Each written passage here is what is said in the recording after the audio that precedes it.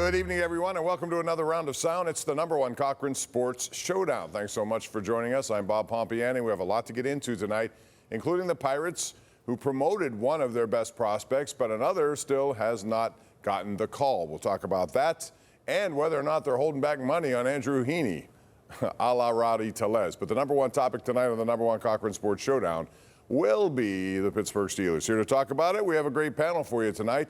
Will Grace from the Associated Press, from the Pat McAfee Show. It's Mark Kaboly. I get my car stuck in the mud. And then we have Brian Batko over there from the Pittsburgh Post-Gazette. So, gentlemen, I'm going to start with this question to you.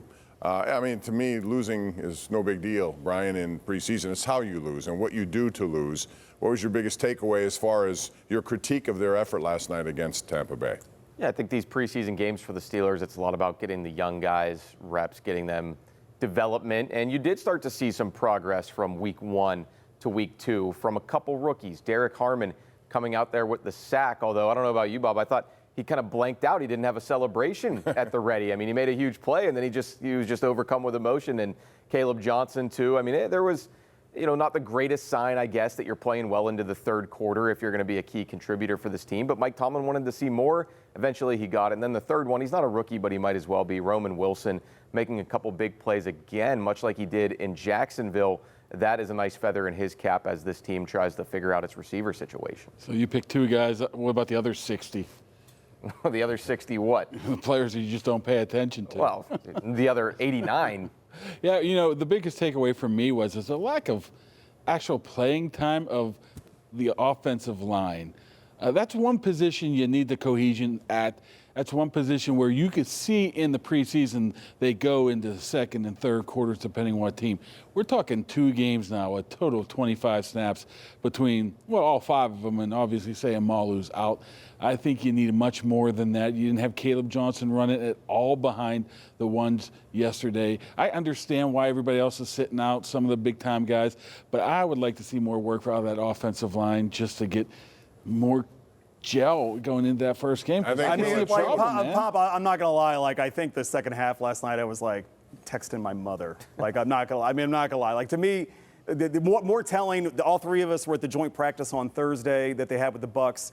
My takeaway from that, since are we allowed to talk about it now? Since it's a technically no. I think there's a statute. I did not see anything from the first team offense that made me go, they're gonna get this in some sort of short order. That was alarming. And the fact that Mike T is just going to let, Jonnu Smith and Freiermuth and Jalen and Aaron Rodgers, not let none of these guys, DK, none of these guys play together against live bullets at all before they face the Jets. Look, this is a team that is going to have a very small margin for error. They cannot afford to drop one that they maybe, quote, should win on paper early. And to me, the plan is just setting for another slow start to the season, because I don't know if you guys saw this. I saw very little on Thursday where I was like, this is going to be fine. Yeah, and Calvin Austin's another one, too. They're not holding him out by choice, but he's injured, and he's also losing some ground and a chance to get on the same page with Aaron Rodgers, even in practice time, let alone preseason action. So, yeah, to Mark's point about the O-line, I think there was clearly a hard cap on them last night because they started that drive. One play. And as soon as the first quarter ended, they swapped everybody out mid-possession, which you don't typically see. But maybe we will get more of them in that third game when Isaac Sayamalu's in there. He was dealing with an injury early on, and then he had a kid, so he's been in and out of practice. But, yeah, I think that group, as much as it would be nice to see them coalesce in the preseason, that also doesn't really mean jack, because guys like Troy Fautanu and Broderick Jones, they need to adapt to these new positions in the regular season before I really believe it anyway. Plus, they were 2 for 12 on third down. I think that has a lot to do with not cohesion on the offensive line with those running backs. They can't afford to be the kind of team they were, I think, last year, even in the year before, where they didn't have a lot of success in the run game to set up the pass. We're forgetting Jalen Warren either. He's a guy that hasn't taken one snap at all. I think Tomlin's taken it to the extreme. Before, he would take it to the extreme the other way, where Roethlisberger would sometimes play an entire half in that game 3. Now a lot of NFL teams are doing that this year.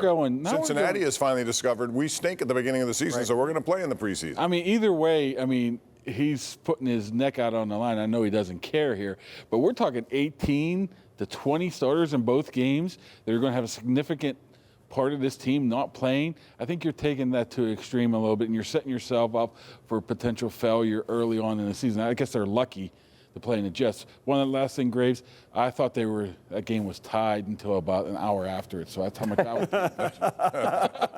I didn't even. I mean, like I was like when they scored the touchdown in the third quarter, I was like, please go for 2. So Don't open yourself up to jokes about you falling asleep at work again, right? I don't fall asleep. I just said I thought it was a tie. But one of the bigger takeaways is like how useful are these games at this point? None. Right? I mean, like it's basically making money. Well, all these players are talking about joint practices being more important. It's a home game for the owners, and they get to make a little bit of money. But like, what good can happen in a preseason game? Like for a team, like maybe you have a young guy develop, maybe Roman Wilson has a moment, but maybe this is why you sort of understand why Mike doesn't have his 41-year-old quarterback out there. But why is like Jalen Warren not a guy that is pretty sturdy and likes to get hit? Why not have him at least a little warm before we get to week 1? So you say the 41-year-old quarterback. I will say this about that is that even though he's been around as established as he is, at the same time he's new to this system. He's new to the offensive line. They haven't had any work together. And this also, Brian, holds true for the secondary. All those guys, as big names as they are, can there be some miscommunication early? That was a problem last year, and they haven't played together at all. Yeah, I agree. First of all, on Rodgers, I mean, the Steelers are going to be the only team with a new quarterback of note joining a new team that is not going to play in the preseason. Geno Smith's done it with the Raiders. Sam Darnold's done it with the Seahawks. So that is a unique approach from Mike Tomlin there. And, yeah, he did like to have Ben do it. Tom Brady played in his final preseason with the Bucs. And to Will's point, Justin Herbert has said that he thinks it benefits to face a live pass rush where they're not pulling up on you. They are allowed to hit you, and you can't simulate that even in a joint practice. The controlled environment is what coaches like about it. But speaking of that, without getting too much into details, because we are sworn to secrecy about what we did or didn't see Thursday at Acrisure Stadium. Just tell them what you think you saw. I think, we know Mike Evans caught a touchdown at the end for the Bucs on their 2-minute drill. I think one of their players said that. And I believe there were some miscommunications going on. A couple guys kind of looking at each other in the secondary, like how do we play that coverage? So, yeah, I don't think it would be a bad thing for those guys. I mean, and even like, to the part of the game I did watch last night, Teddy Bridgewater, a guy that knows how to throw the ball. I mean, like there were guys open because there were the touchdown to Ibuka was a great throw and a great catch, but there were breakdowns and coverage by guys that had not played together. Now, those aren't the caliber of the guys that are going to be on the field week 1, but it's still the same system, and a lot of these guys are still new. So, every year you can, in all of our notebooks, in all of our stories, you will find from last September through 2021 through 2018, there's always that story on a Wednesday in week 2. What about the communication problems on defense? I mean, that's just part of it. Or week 18 for last. But don't you think he has a plan, though, Tomlin, in his mind of why he's doing this? Well, he's just not willy-nilly. I understand wanting to protect the investment, but like to this degree, though. Well, how much of it do you think is it bending to the whims of some of these big new personalities? No, and these everyone new guys? I've talked to said I want to play. They're all going to say that. But they're like, yeah, I want to play more. But Aaron Rodgers also added, I also think the joint practice is more beneficial. See, if he didn't play, I don't care. Everybody else, play him. We got to go to a break on that note. When we come back, we're going to talk about the punting battle because it is one, and we're also going to talk about the hold-in situations of both Cam Hayward and Chris Boswell, who was actually on the field last night. That's all coming up on the #1 Cochran Sports Showdown.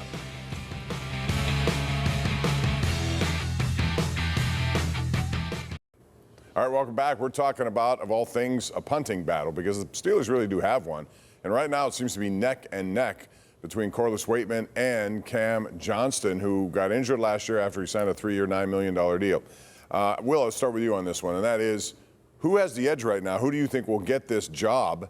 They can't hold two of them here. Well, no, I think Cam Johnston's going to be the punter. I mean, we were talking about this off air. Waitman has been really good. He's been good, but like I also think that the Steelers. Look, Cam Johnston had a great camp and had a great couple of weeks until he got hurt last year. So I mean, and he's been fine. Like I've seen no red flags that he can't get back to the form that he showed when they signed him.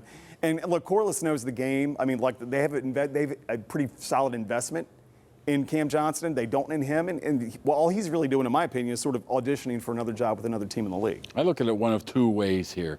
First of all, Cam Johnston's making $3 million this year? I mean, right around that, and Waitman's making $1 million. It's $2 million, so to speak. Give it to Cam. Give it to Boss.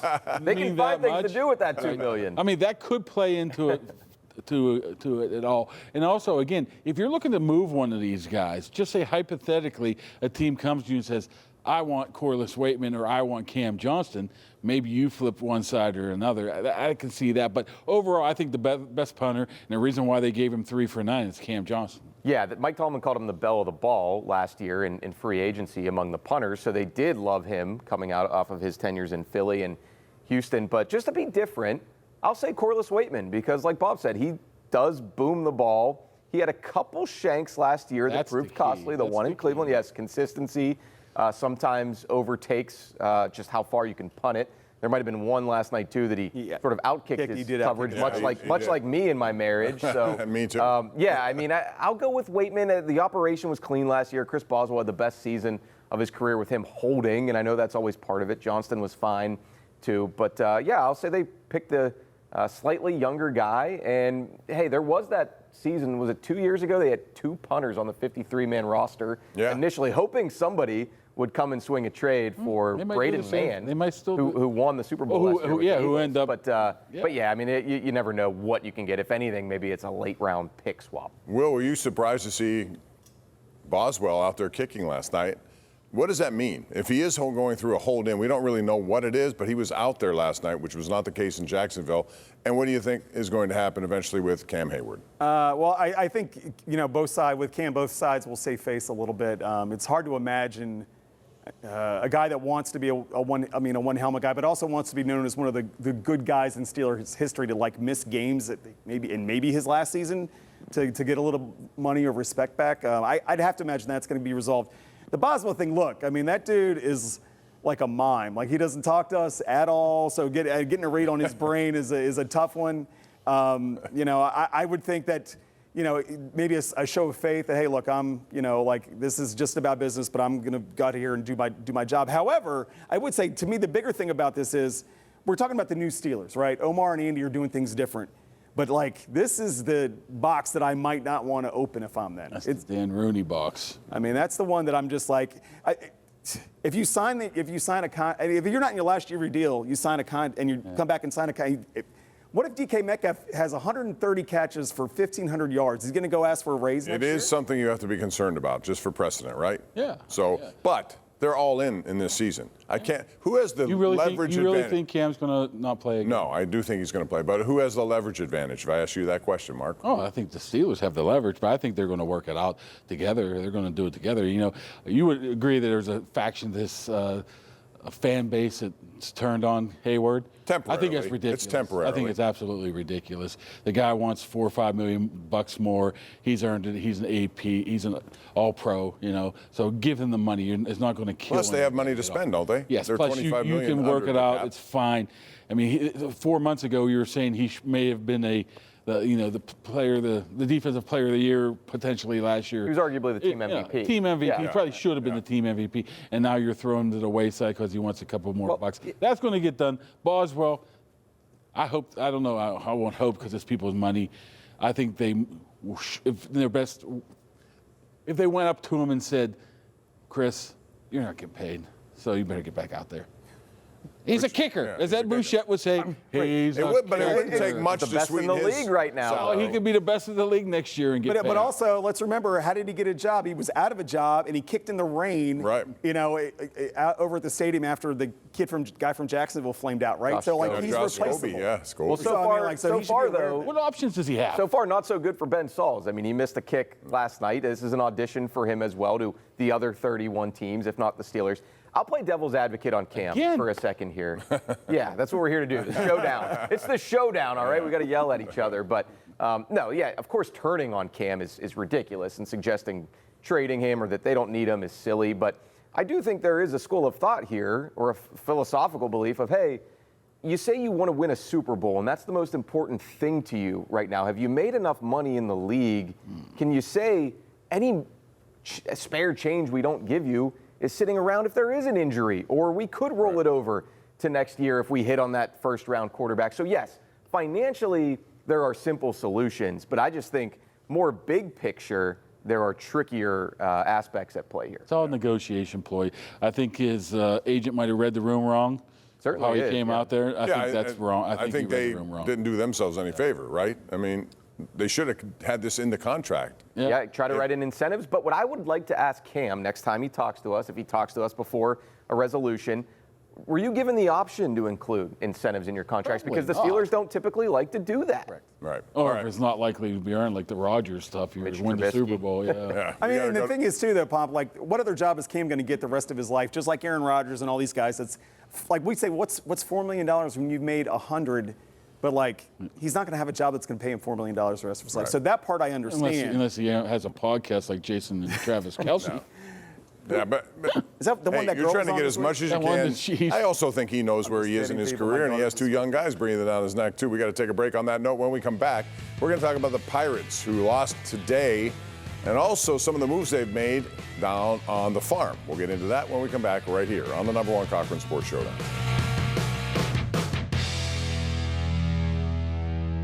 All right, some quick Pirate notes here. And, Will, I want to start with you on this one. Andrew Heaney put into the bullpen. I think he earned his right to get there because he hasn't been very good, but there is a notion out there that he has some incentive clauses tied to how many innings pitched. This is a Rowdy Tellez route, it seems to be going.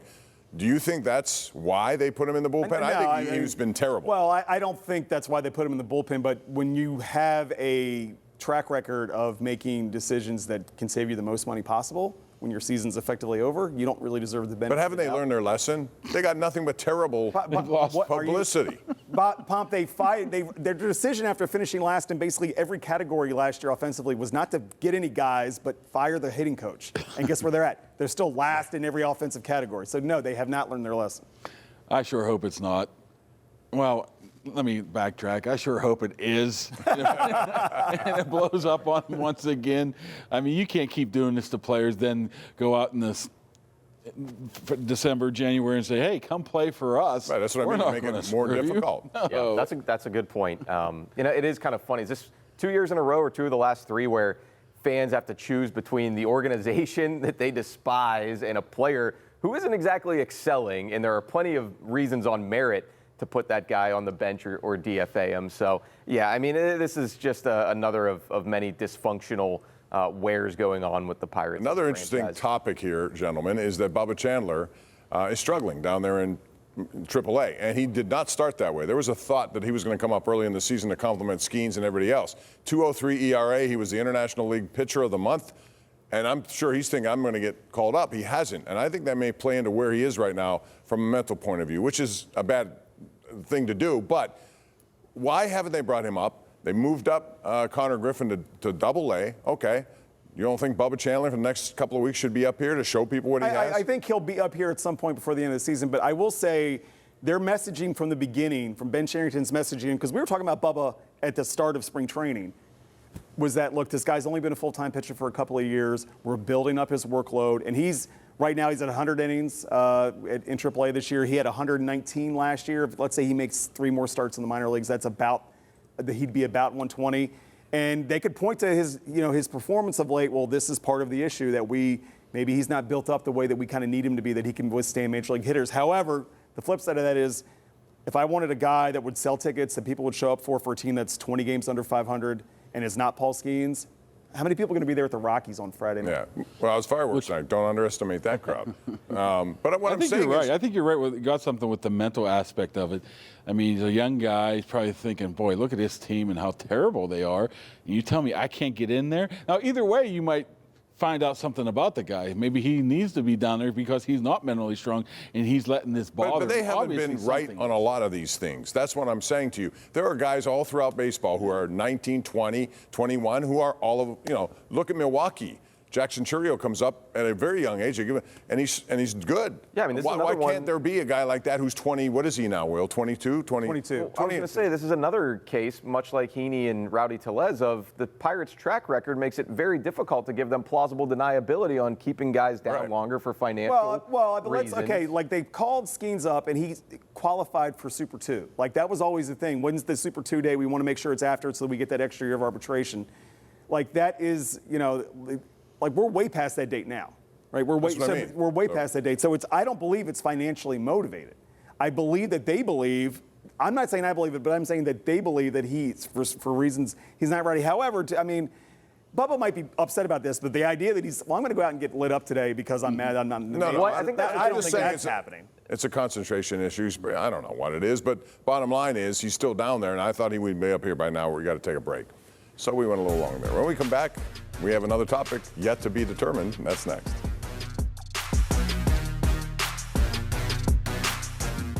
All right, Steelers take on Carolina. You'll see it on KDK Thursday night. Will, give me a name to watch. Somebody who's on the bubble who may crack through. I think Calvin Austin's injury is going to help Robert Woods find his way onto the roster at the end. I'm going old Beanie Bishop's been buried down into that depth chart. Doesn't seem like there's a way out. I think he'll make a play or two that says, remember me? I'm going to pick a different veteran receiver, Brandon Johnson, who had a touchdown against. He's been playing well, yeah. I mean, it's going to. That's why you need Charles to watch. Johnson. That's why you need to watch. I'll tell you what. If you're watching the market right now and looking for a new vehicle, we got some news for you. Don't settle for anything less than #1 Cochran's Kia Better Car Buying Experience. Enjoy exclusive clear-cut pricing where you get their most competitive offer and you get it up front. Take advantage of exceptional lease and finance rates and choose from a lineup of nearly 200 new models. Experience clearly better car buying at #1 Cochran Kia. You can do it in store or, if you'd like, online at cochrankia.com. It's been fun. We are done. And a big thank you to Mr. Brian Batko, Mr. Mark Kaboly, and Mr. Will Graves. Wanda King, dream team right here. There we go. Rating spike in Monroeville tonight. Shout out Wanda. Wanda always gets a shout out, and we shout you guys out for watching. We appreciate your support. We'll do it again next Sunday night right here at 11:35 on the #1 Cochran Sports Showdown. Have a good week.